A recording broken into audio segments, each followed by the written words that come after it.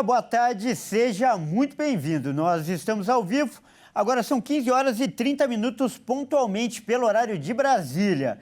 Eu sou o Kleber Werneck e a partir de agora você confere comigo as principais notícias nesta edição da tarde do Redação Hit.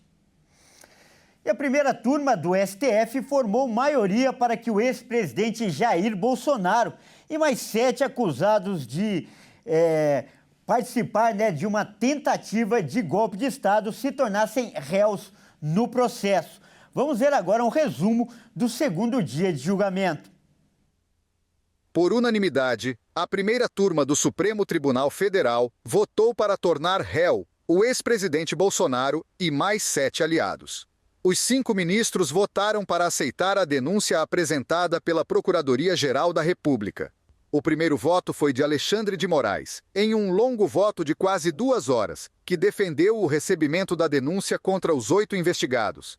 Eu voto no sentido do recebimento da denúncia oferecida pela Procuradoria-Geral da República em face de Alexandre Rodrigues Ramagem, Almir Garnier Santos, Anderson Gustavo Torres, Augusto Heleno Ribeiro Pereira, Jair Messias Bolsonaro, Mauro César Barbosa Cid, Paulo Sérgio Nogueira de Oliveira, Walter Souza Braga Neto, nos termos da denúncia da Procuradoria-Geral. Em seguida, o ministro Flávio Dino, em seu voto, afirmou que o golpe poderia ter produzido danos de enorme proporção e, caso fosse consumado, não haveria juízes para julgar. Luiz Fux divergiu dos colegas defendendo que a análise fosse feita pelo plenário do Supremo e não pela primeira turma. Carmen Lúcia enumerou diversos pontos sobre as investigações e citou que o que aconteceu no 8 de janeiro não foi uma festinha de final de tarde, em que todo mundo resolveu comparecer e usar paus e pedras para arrebentar com tudo.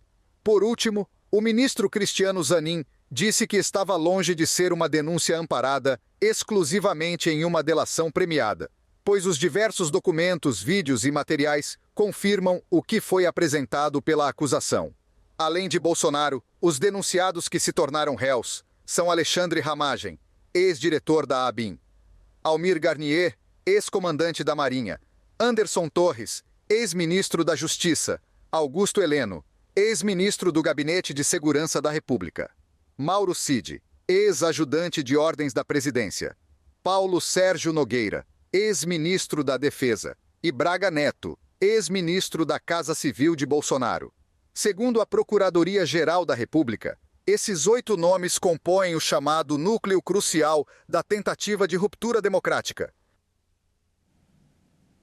E agora há pouco, o ex-presidente Jair Bolsonaro deu uma declaração após virar réu no processo de tentativa de golpe de Estado. E ele afirmou que essas acusações são infundadas. Vamos ouvir agora um trecho da fala de Bolsonaro. Pelo amor de Deus! Pelo amor de Deus! Eu sou um golpista. 8 de janeiro, eu estava nos Estados Unidos. Uma das 5 acusações contra mim é destruição de patrimônio, só se for por telepatia. Existia, pegaram, fizeram pesca probatória, reviraram a vida de todo mundo, 3 buscas e apreensão em casa. Não acharam nada a meu respeito. O próprio Cid falou que os militares estavam de férias no início de janeiro. Daí inventam, o Lula ia assinar uma GLO. Se assinar é problema dele, pô. Vai dar golpe com os comandantes do Lula? Se os meus tivessem mantido, podia até ter uma elucubração nesse sentido. Os comandantes jamais embarcariam numa aventura. Discutir, como disse o então comandante do Exército, discutir hipóteses de dispositivos condicionais, isso não é crime. E esse realmente é um assunto que tem despertado a atenção de todo o país, independente da posição política de cada pessoa. Então, para falar mais sobre isso, nós vamos conversar agora com um especialista. O nosso convidado é o professor Frederico Afonso, ele que é especialista em Direito Constitucional. Boa tarde, professor Frederico. Sempre um grande prazer recebê-lo no nosso jornal. Seja bem-vindo. Boa tarde, Kleber. Boa tarde à nossa audiência. E, professor, a gente acabou de ver aí, que a primeira turma do STF formou maioria para tornar réus Bolsonaro e os demais acusados na tentativa ou suposta tentativa de golpe de Estado. Qual é a análise que você faz desses 2 dias de julgamento, tanto dos argumentos, né, apresentados pela defesa, quanto das justificativas alegadas pelos magistrados para defender o voto? Olha, Kleber, a defesa, são várias defesas, né? São vários indiciados e agora vários denunciados, já que a denúncia foi de fato recebida de forma unânime pela primeira turma, né? As defesas alegaram a falta de acessibilidade a uma série de questões, né? Então, no meio processual ou da teoria clássica, da teoria geral do processo, do devido processo legal, há muita coisa, vou chamar assim, Kleber, diferente do que o básico, né, no nosso meio ensinaria. Então, não é apenas hoje e ontem, né? Isso volta muito lá atrás. É uma competência de prerrogativa de foro inexistente, ou seja, ninguém tem prerrogativa de foro, né? O ex-ministro Marco Aurélio de Mello fala sempre, ninguém deveria ser julgado pelo STF. Se o caso, então, tem uma repercussão enorme, que já fosse para, então, plenário, ou seja, a reunião dos 11 ministros. A segunda questão, por exemplo, o general Braga Neto, preso há meses, nunca foi ouvido. A Polícia Federal produz um relatório de mais de 1.000 folhas, não sei quantas 1.000 folhas, e a defesa alegou ontem que não teve acesso, por exemplo, aos aparelhos celulares e aos computadores apreendidos do general Braga Neto. E a fala do próprio do Jair Bolsonaro agora, um pouquinho antes aqui da nossa entrada ao ar, falando dessa excepcional celeridade. Ou seja, tem uma aparência muito ruim, Kleber, em todos os sentidos, né? Não é só o devido processo legal. Tem algo de anormal nesse início de trabalho ontem. E agora, para as pessoas entenderem, então, professor, o que acontece daqui para frente? Qual o efeito legal dessa decisão? Principalmente, o ex-presidente Jair Bolsonaro tem ou corre um risco real de ser preso? Kleber, é interessante que essa fase do processo de recebimento da denúncia, ela nunca teve qualquer cobertura da mídia. Pode falar, a primeira vez, né? A mídia aqui, não a nossa aqui, né? Não a RIT TV, mas boa parte da mídia, tornou-se isso um espetáculo que a gente nem usava isso no processo penal. O recebimento da denúncia, ela vai, mas é o ex-presidente, mas é uma tentativa de abolição o Estado Democrático de Direito, né? Então, assim, é uma grande novidade este espetáculo de ontem e hoje. Insisto, sendo repetitivo, mas coerente com a minha fala, surpresa zero de ter sido unânime, surpresa zero, então, do que vai começar de fato agora. Recebe a denúncia e agora, de fato, então, vai começar o processo judicial, né? A gente tinha um procedimento inquisitorial por parte da Polícia Federal, então agora a gente tem um processo judicial, onde serão apresentadas as provas da própria denúncia pelo Ministério Público Federal. Então a acusação, ela vai apresentar lá todo o seu arcabouço do que ela entende viável, e aí as defesas apresentarão as suas contestações acerca daquilo que a acusação vai explorar. E você acredita que as questões políticas tiveram ou continuam tendo influência forte nesse julgamento? De que maneira isso teria acontecido? Kleber, eu leciono direito constitucional, direito internacional, direitos humanos há 25 anos. Eu sempre falei na sala de aula de uma forma muito mais retórica, assim, olha, quanto mais sobe, mais política vigora, mais político é o julgamento, né? Eu sempre falei, é um recurso aqui inexistente no meio processual, eu sempre falei que os embargos auriculares, eles eram muito mais fortes a partir do momento que se subia às instâncias recursais, mas eu jamais imaginaria em vida chegar num nível de interferência política. É total, eu penso que o julgamento hoje ele é muito mais político, muda-se a prerrogativa de foro, né? Muda-se uma série de questões, a acessibilidade. Então, o regimento interno do Supremo Tribunal Federal, ele é algo absurdo. Você conversa com advogados criminalistas, ele fala assim, poxa, precisa dar uma olhada no regimento interno, isso está mudando muito, e ele tem tá tendo uma prevalência sobre determinadas normas que não poderia ter. Então eu entendo sim, o julgamento ele é político, o julgamento ele é de uma pressa absurda. A gente pode até falar assim, tem muita admissibilidade hoje de análise por inteligência artificial, é verdade, muitos recursos no STJ e talvez no STF também, porque o STF tem uma acessibilidade muito restrita. Aqui o processo começa já na Suprema Corte. Então, a inteligência artificial tem dado uma celeridade de análise, mas não é o caso aqui, né? Tem-se a nítida sensação de ter dado uma prevalência a este julgamento ainda este ano por causa das eleições de 2026. E se você me permite um comentário, eu penso que, de fato, as eleições começaram ontem, a campanha ontem, com a ida do presidente Jair Bolsonaro ao primeiro dia ali, na primeira fileira. Então, todo o tabuleiro está montado e as peças começaram a ser movimentadas ontem, Kleber. Tá certo, então nós acabamos de conversar com o professor Frederico Afonso, ele que é especialista em Direito Constitucional. Professor, mais uma vez, muito obrigado pela sua participação, é sempre um grande prazer recebê-lo aqui no nosso jornal. Kleber, eu quem agradece, um abraço, bom jornal. Bom jornal, obrigado. E olha só, morreu ontem, né, uma notícia triste, aliás, morreu hoje, aos 77 anos, o prefeito de Belo Horizonte, Fouad Noman. O político estava internado desde o dia 3 de janeiro com um quadro de insuficiência respiratória aguda. Ele deixa a esposa, 2 filhos e 4 netos. O prefeito da capital mineira, Fouad Noman, sofreu uma parada cardiorrespiratória na noite desta terça-feira e precisou ser reanimado. O quadro de Fouad evoluiu para um choque cardiogênico, que é quando não há bombeamento eficiente do sangue, e com isso é necessário aplicar remédios vasoativos e inotrópicos. Ele respirava por aparelhos. Em julho do ano passado, durante a pré-campanha eleitoral, o mineiro nascido em BH anunciou que tinha sido diagnosticado com linfoma não Hodgkin, um tipo de câncer. Ele realizou sessões de quimioterapia e informou em outubro a remissão da doença. Mas, por recomendação médica, a posse de Noman foi realizada de forma virtual em 1º de janeiro para evitar contato com multidões, uma vez que apresentava baixa imunidade, o que é comum após um tratamento de câncer. Depois disso, as complicações voltaram a aparecer. Ele foi internado 4 vezes desde que venceu o pleito por dores nas pernas, pneumonia, sinusite, sangramento intestinal, diarreia e, por último, insuficiência respiratória.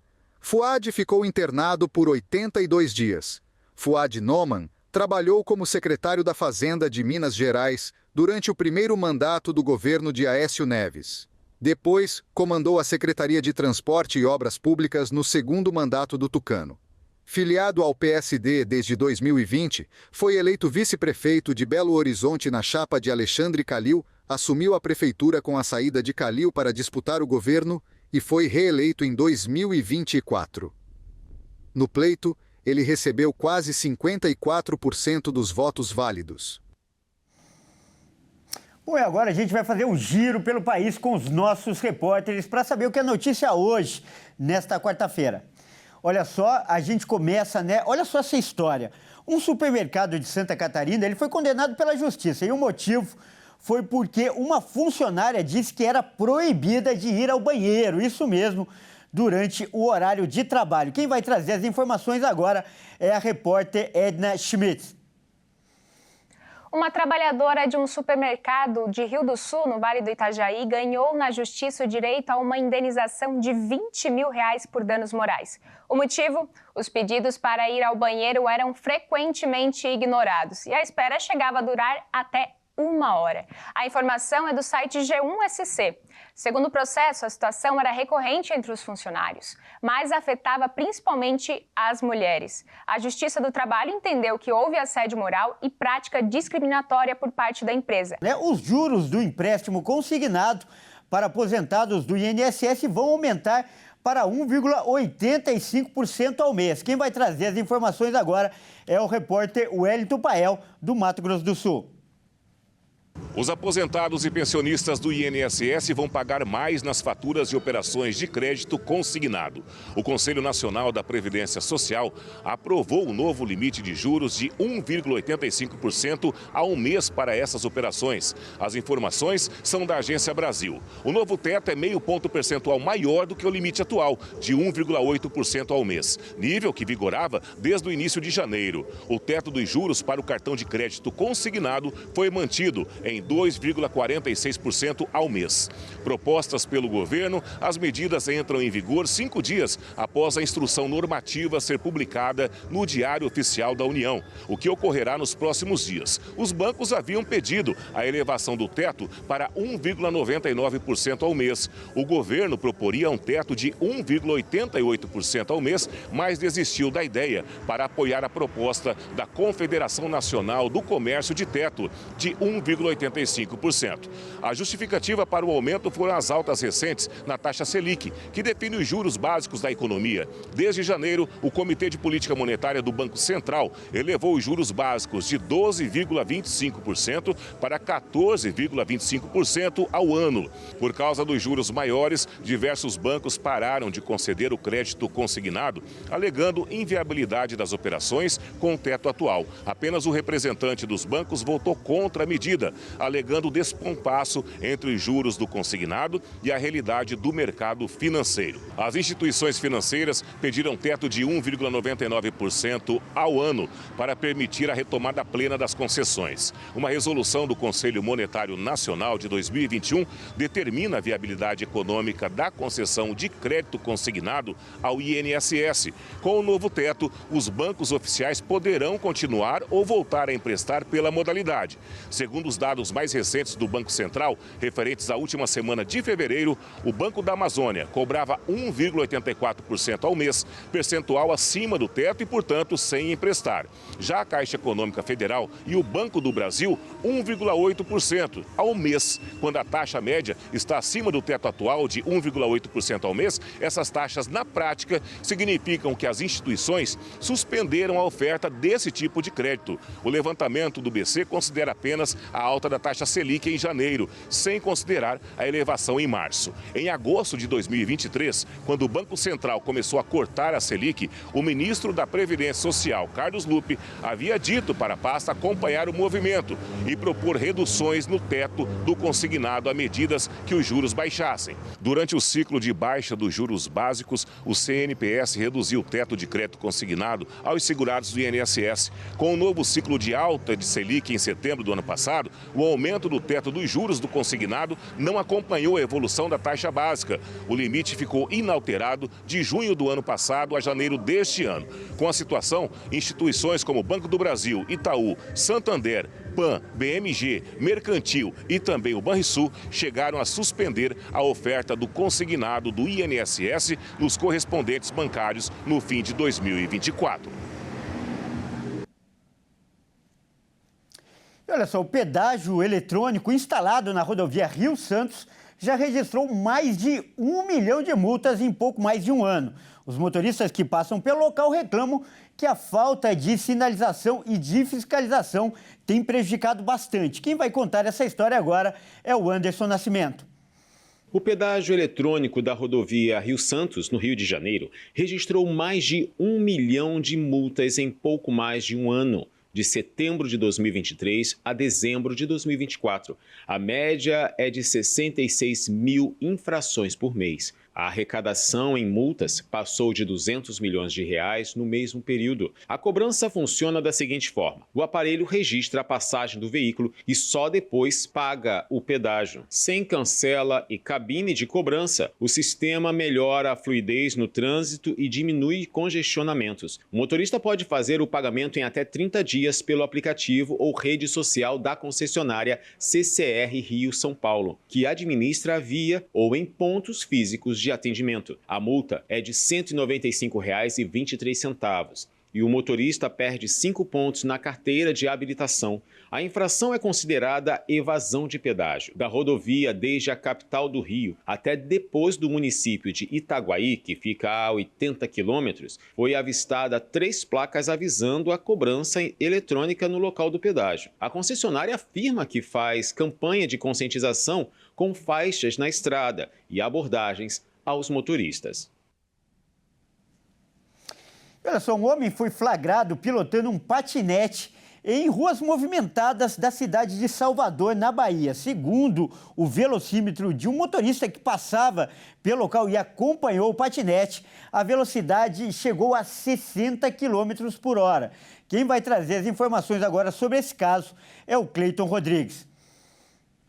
Imagens que circulam nas redes sociais mostram o homem pilotando o patinete entre os carros em 2 avenidas movimentadas e importantes da capital Salvador, desrespeitando a legislação de trânsito. O velocímetro do carro de onde o vídeo é gravado mostra a velocidade de 60 km por hora. De acordo com a Superintendência de Trânsito de Salvador, Transalvador, é necessário que os condutores de patinetes obedeçam às legislações de trânsito, respeitando, sobretudo, os locais de circulação e parada, além de velocidade. O Conselho Nacional de Trânsito, CONTRAN, estabelece que a velocidade máxima de fabricação dos patinetes não pode ser superior a 32 km por hora. Além disso, é necessário que esses equipamentos contenham indicador ou dispositivo de limite de velocidade, além de campainha e sinalização noturna, sendo dianteira, traseira e lateral. A Transalvador informou ainda por meio de nota que a circulação de patinetes na capital baiana deve ser limitada a 3 áreas específicas, sendo elas áreas destinadas a pedestres, limitada a velocidade máxima de 6 km por hora, além de ciclovias, ciclofaixas e ciclorotas, limitada a velocidade máxima regulamentada pelo órgão com circunscrição sobre a via, além de vias com velocidade máxima regulamentada de até 40 km por hora. O homem que aparece no vídeo pilotando o patinete não foi identificado e, com isso, não houve a ocorrência formal da infração. E a Páscoa está chegando e com ela o aumento no preço dos ovos de chocolate. Quem vai trazer os detalhes agora aqui de São Paulo é o Alexandre Cardoso. Um levantamento divulgado pela Fundação Instituto de Pesquisa Econômicas avaliou que os preços dos ovos de Páscoa tiveram uma alta de 9,52% em 2025. No acumulado dos últimos 3 anos, a alta chegou a 43%. Segundo o coordenador da Fundação, o aumento no custo de produção do chocolate é o principal motivo da elevação dos preços nos últimos anos. Questões climáticas causaram queda na oferta mundial do cacau, disparando o preço desse insumo nos últimos 3 anos. Analistas projetam queda de demanda por ovos de chocolate para a temporada de 2025 de 2%, por conta do preço do cacau, fazendo com que o preço do chocolate continue pesando no bolso do consumidor. Apesar dos preços, o consumidor brasileiro deve continuar procurando alternativas para equilibrar o bolso, como foi feito no ano passado, quando apostou em opções mais econômicas como barras de chocolate e caixas de bombons. Bom, agora é hora da gente falar de esportes aqui no Redação Hit. E quem traz as informações, como acontece todo dia, é o Caio Veríssimo. Por favor, Caio, entre em nosso estúdio. Opa. Tudo bem, Caio? Boa tarde, seja bem-vindo.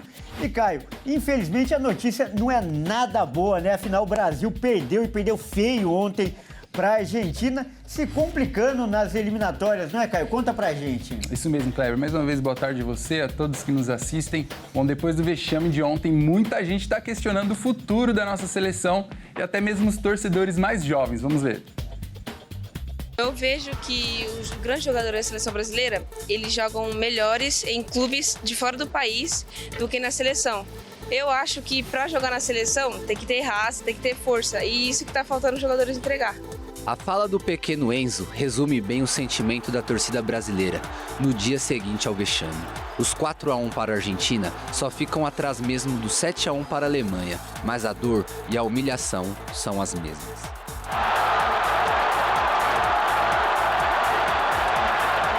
Há muito tempo, desde o 7-1, nós não havíamos passado uma vergonha igual nós passamos ontem, né? Mas creio que com trabalho e dedicação da seleção e dos novos dirigentes, né? Creio que a gente vai estar superando esse momento aí. A derrota ainda teve um grande vilão, o atacante Rafinha do Barcelona. E o motivo foi uma provocação fora de hora, feita antes da bola rolar. Jogar contra a Argentina, nosso maior rival, e agora, graças a Deus, tem o Messi. Porrada neles? Porrada neles, sem dúvida. Porrada neles. Vai pra dentro com tudo? No campo e fora do campo, se tiver que ser. Gostei, é isso aí. E as palavras não caíram bem nem entre os argentinos e nem entre os torcedores da seleção brasileira. Uma coisa de jogo mesmo, de você entrar, tá com garra antes do jogo, de querer fazer o seu papel, né, como jogador.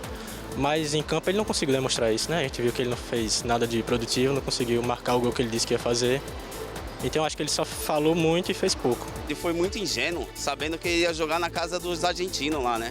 E sabe como que ele é, sabendo como eles são, ele tinha que saber que ia ter essas confusões aí que teve no jogo. Foi ingênuo, a gente quer os jogadores raízes, que é a nossa essência, o jogador raiz, mas eu acho que ele foi ingênuo em falar aquilo lá antes dessa partida aí. Em meio a uma crise técnica e de identidade, não faltaram críticas a jogadores e até mesmo ao treinador Dorival Júnior. Muitos, inclusive, querem a saída do técnico. Nesse momento, eu não posso falar que é péssimo. O que eles têm que fazer agora? Tentar mudar um pouco mais a qualidade do time, porque sempre continua sempre quase os mesmos jogadores, não mudam, né? Então precisa fazer o quê? Pegar essa rapaziada nova aí, que não tem oportunidade de estar jogando na seleção brasileira, que tem muito jogador bom por aí. A preocupação agora é com o futuro. A vergonha foi grande, porém, a esperança por dias melhores ainda continua viva. Que a seleção retome os tempos de glória, principalmente para torcedores como Enzo, que nunca viu a seleção ser campeã, mas que não desiste de acreditar.